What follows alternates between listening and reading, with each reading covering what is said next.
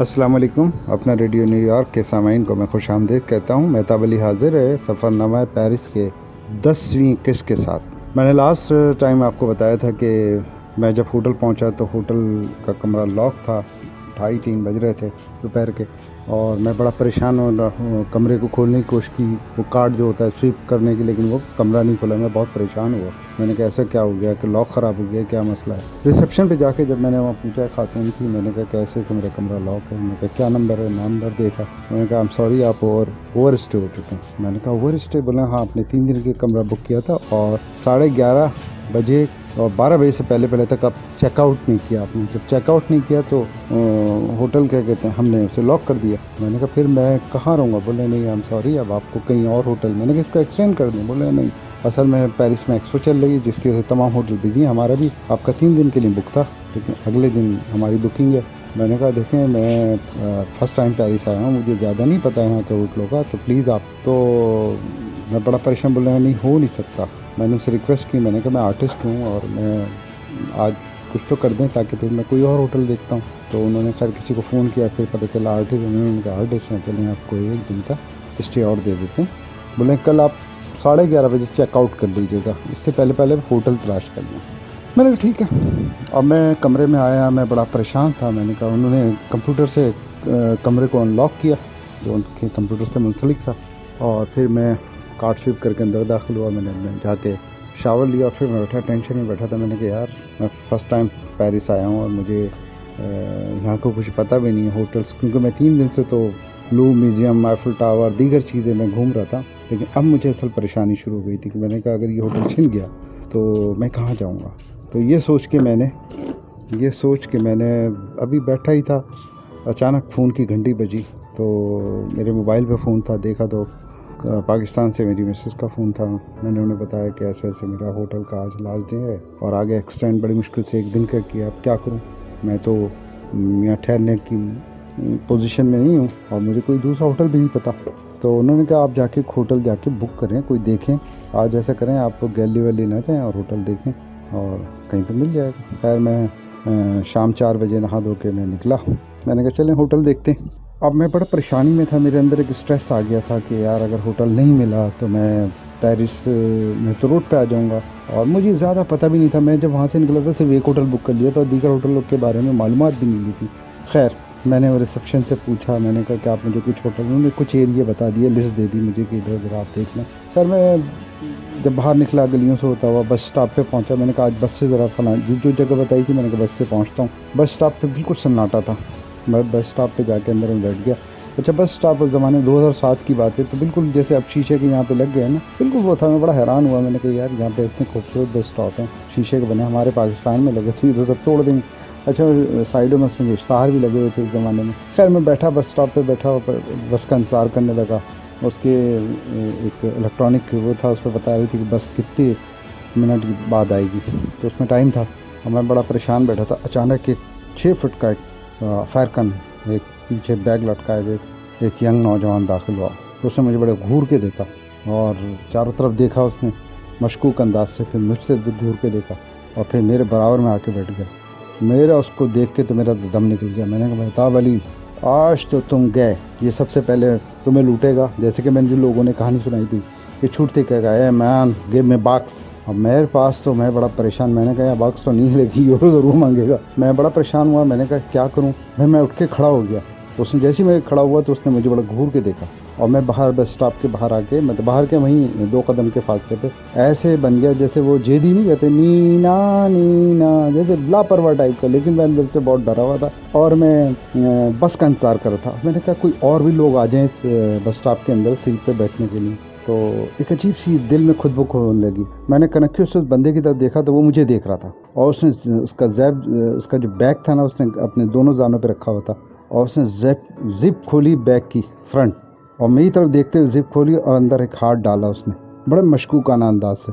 मैं तो उस वक़्त तो मेरे बिल्कुल टॉम एंड जेरी की तरह एकदम लहू मेरा सफ़ेद हो गया, ऊपर से लेके नीचे तक मैं डर गया। मैंने कहा अब तो इसमें से कोई वेपन निकलेगा और ये छूटते गया है, मैन गेव मी यूरो। मैं तो बड़ा परेशान, मैं एकदम बाहर की तरफ देखने लगा और कमर उसके पीछे कर ली। मैंने कहा अब मेरी पट्टी पे, मेरे सर के पीछे पिस्टल रखिएगा, ये मेरी कमर में नाइफ़ रखेगा। तो पर मेरा दिल बड़ी तेज़ी से धड़क रहा था, बहुत तेज़ी से धड़क रहा था। मैं अपनी दिल की धड़कन को बाकायदा काउंट कर सकता था। इससे पहले कभी दिल की धड़कन मैंने कभी नहीं सुनी थी, लेकिन उस वक्त लग रहा था जैसे निकल के बाहर आ जाएगा। फिर मैंने कनेक्शन से देखा तो उसने अंदर हाथ डाले हुआ और कोई चीज़ तलाश कर रहा है, और उसमें से एकदम झटके से किसी चीज़ को पकड़ा और उसने तेज़ी से बाहर, जैसे तेज़ी से बाहर मैं साइड में देखने लगा। मैंने कहा मेहताब अली गए, आज तो तुम्हारी वॉट लग गई। और मैं वहाँ से भाग भी नहीं सकता था, क्योंकि बड़ा सामने एकदम कोई गली भी नहीं थी, सीधा सीधा रोड था। मैंने कहा कहाँ जाऊँगा, मैं वहीं खड़ा रहा। मैं अपनी हिम्मत करके मैंने कहा देखा जाएगा, क्या करेगा ये, मांगे देना पड़ेगा। फिर मैं देखा अभी तक कुछ नहीं हुआ, मेरे पीछे किसी किस्म की हलचल नहीं है। मैंने देखा कनेक्शन से देखा तो वो छोटी सी उसके बाद पॉकेट बुक थी एक मोटी सी, और उसे खोल के पड़ा था। जैसे ही मैंने पलट के देखा तो उसने मुझे यूँ करके देखा, मशकूक। मैंने उसे देखा और फिर मैंने बुक को देखा तो मैं बड़ा हैरान रह गया। मुझे आई वाज शॉक, मैं परेशान। मैंने कहा ये क्या, देखा तो वो कुरान शरीफ निकाल के उसको पढ़ा था ऐसे किताब की तरह। मैंने गौर से देखा और मैं एकदम, मैंने कहा मेहताब अली तुम किसी के बारे में कैसे जजमेंट कर सकते हो। फिर मैंने सोचा जैसा कि मुझे पाकिस्तान में डराया गया था कि स्ट्रेंजर से दूर रहना, स्ट्रेंजर करीब आए तो उससे ज़्यादा बात नहीं करना, वही एक कहानी मेरे अंदर चल रही थी। तो जाहिर से जजमेंट तो मैं कर रहा था कि ये एनिमी है या दोस्त है, जो भी है। खैर मैंने जब देखा कुरान पढ़ा तो मैंने कहा ये, मैं उसके पास गया, मैंने उसको बड़े हैरत से देखा और मैंने कहा आर यू मुस्लिम? उसने कहा अल्हम्दुलिल्लाह आई एम मुस्लिम। फिर उसने अपना नाम बताया। मैंने कहा आप कहाँ से हो? तो उसने कहा I am come from Kenya. अब कीनिया से बोलने मैं यहाँ पढ़ने के लिए आया हूँ। तो फिर मुझसे पूछने आप कौन? मैंने कहा मैंने अपना नाम बताया और फिर मैंने बताया आई एम टू मुस्लिम। बड़ा खुश हुआ। खैर हाथ मिलाया और मैं बड़ा शर्मिंदा, दिल से शर्मिंदगी के मारे बुरा हाल। खैर थोड़ी देर में बस आ गई, मैं बस में चढ़ गया और बस की खिड़की से मैं उसे देखता रहा, वो मुझे देखता रहा और अपना हाथ हिला रहा है, बाय बाय कर रहा है, जैसे वो उसको खुशी हुई। उसके चेहरे के तासुर एकदम बदल गए। शायद वो भी मुझसे इसी तरह डर रहा था कि मैं शायद कोई उसके लिए नॉन एनिमी हूँगा कोई। बहरहाल तो वो दूर तक मुझे देखता रहा, हाथ हिलाता रहा और मैं अपने किए पे अपनी जो फीलिंग थी उस पर शर्मिंदा। खैर मैं बस में सफ़र करता हुआ, जो मतलूबा डेस्टिनेशन एक बाज़ार था, एक फुल स्ट्रीट थी, वहाँ पे ना बहुत सारे होटल थे। तो मैं होटल मुख्तलिफ़ होटलों में गया, वहाँ से पूछे, एक होटल में गया, जी होटल पटेला पूरे हफ्ते भर के लिए बुक है। मैंने तकरीबन 7-8 होटल देखे, लेकिन मुझे कहीं कमरा नहीं मिला। वहाँ से मेरी ना हालत तबाह। मैंने कहा मेहताब अली आज तो अब तुम्हारा जो है ना सफ़र यहीं ख़त्म है, अब क्या होगा? मैंने कहा अगर ये होटल मैंने अब रात सुबह होटल नहीं मिला, जाहिर सी बात है, तो मैं कहाँ जाऊँगा, कहाँ पे रहूँगा? मैं रात को जब अपने कमरे में तकरीबन मैं पहुंचा रात को 11-12 बजे के करीब, और मैं परेशान, मैं बिल्कुल अपसेट लेटा हुआ था बेड पे। अचानक क्या कहते हैं पाकिस्तान से मेरी मिसेस का फ़ोन आया। उस वक्त 12-12:30 बजे थे। तो पाकिस्तान में 6-7 मतलब 6 घंटे का फ़र्क है पेरिस और कराची के दरमियान। तो उनका फ़ोन आया, मैंने कहा, उन्होंने पूछा कि आपको कमरा मिल गया? मैंने कहा नहीं कमरा नहीं मिला और मैं बहुत अपसेट हूँ और मैं वापस पाकिस्तान आ रहा हूँ। और मैं एक अजीब सा रोने के अंदाज में मेरी कैफियत हो गई, मैं बड़ा परेशान। मैंने कहा भाई कमरा नहीं मिला तो मैं क्या फुटपाथ पे रहूँगा? मैंने कहा मैं वापस आ रहा हूँ, बस मैं वापस आ रहा हूँ। और उन्होंने कहा भाई वापस ना आइएगा, आप पाकिस्तान से एज ए आर्टिस्ट यहाँ गए हैं, सबकी नज़रें लगी हैं कि मेहताब अली यूरोप गया हुआ है, और यूरोप जाने का मतलब है, पेरिस जाने का मतलब है कि आपको एक अचीवमेंट नहीं लिया, आप अचीवमेंट के लिए गए, एक तरक्की के लिए गए, एक अपनी आर्ट को मज़ीद क्या कहते हैं निखारने के लिए गए हो, आप वहाँ की स्टडी के लिए गए हो, मास्टर्स का काम देखने के लिए। अगर आप फ़ौरन वापस आ गए तो लोग क्या कहेंगे कि मेहताब अली नाकाम वापस आए? तो मेरी मिसेस ने कहा नहीं आप वापस नहीं आएंगे। मैं बड़ा हैरान हुआ। मैं तो इस चक्कर में था वो कहेगी आ जाओ, मैं तो बस लेके दूसरे दिन एयरपोर्ट पे जाके बैठ गया था और फ्लाइट अपनी कंफर्म करा। तो उसने कहा नहीं आप नहीं आएंगे, आप ऐसा करें आप किसी दूसरे सिटी चले, दूसरे मुल्क चले जाएँ, जर्मनी चले जाएँ, हॉलैंड चले जाएँ कहीं। उसने ये मुझे सजेशन दी। मैंने कहा मैं कहाँ जाऊँ? बोले आप चले जाएँ किसी भी, कहीं ना कहीं कोई आसरा हो जाएगा। फिर मुझे पता चला कि मैंने कहा यार ये बात तो सही कह रही है। मेरे एक दोस्त कराची में थे, रहते थे, वो जर्मनी चले गए थे। तो मैंने कहा यार एक वो दोस्त है मेरा जर्मनी में। अब जर्मनी में एक फ्रैंकफर्ट है, फ्रैंकफर्ट के से 4 घंटे की ड्राइव है, कासल एक सिटी है जर्मनी का। मैंने कहा मैंने तो फ्रैंकफर्ट नहीं देखा, जर्मनी देखा। बोले नहीं आप जाएं, आप निकल जाएं, आपको कहीं ना कहीं सफ़र वसीला ज़फ़र बनेगा। खैर मैंने कहा ये बात तो सही कही है। तो मैं रात को इस बात से मैं इत्मीनान से कि उसने कहा वापस नहीं आना, वापस आए तो लोग बोलेंगे मेहताब अली फेल हो गया, मेहताब अली ने बस हवा निकल गई। तो मुझे उसकी बात में दम नज़र आया। खैर मैं सो गया। फिर सुबह सुबह मैं उठा, हस्ब मामूल तैयार होके नाश्ते की रूम की तरफ बढ़ा, डाइनिंग हॉल की तरफ। और मैंने कहा आज तो होटल छोड़ना है। मेहताब अली इतना खा लो कि रात तक आपको खाने की ज़रूरत पेश ना आए। बस मैं तो, क्योंकि मैंने रात भी खाना नहीं खाया था, डिप्रेशन में, टेंशन में। मैंने कहा अब होटल छोड़ना पड़ेगा। आपको पता है दियारे गैर में अगर आपको आपकी साइबान छत छिन जाए तो आप रोड पे खड़े होंगे तो आप क्या करेंगे? आप फुटपाथ पे भी नहीं सो सकते, कुछ भी नहीं कर सकते ना। आपको पता ही नहीं है, वहाँ के लॉ का ही नहीं पता। खैर मैंने कहा चले देखते हैं। खैर मैं नाश्ते के हॉल में पहुँचा, नाश्ता किया मैंने। हस्बे तौफीक मैंने डोज डबल कर दिया था। मैंने कहा रात भी नहीं खाया था, आज भी नाश्ता पुरतकल्लुफ़ किया। ये इस हद तक खा लिया। मैंने कहा अब ज़रा चलने में दुश्वारी हुई थी। मैंने कहा बैठ जाओ अभी थोड़ी देर।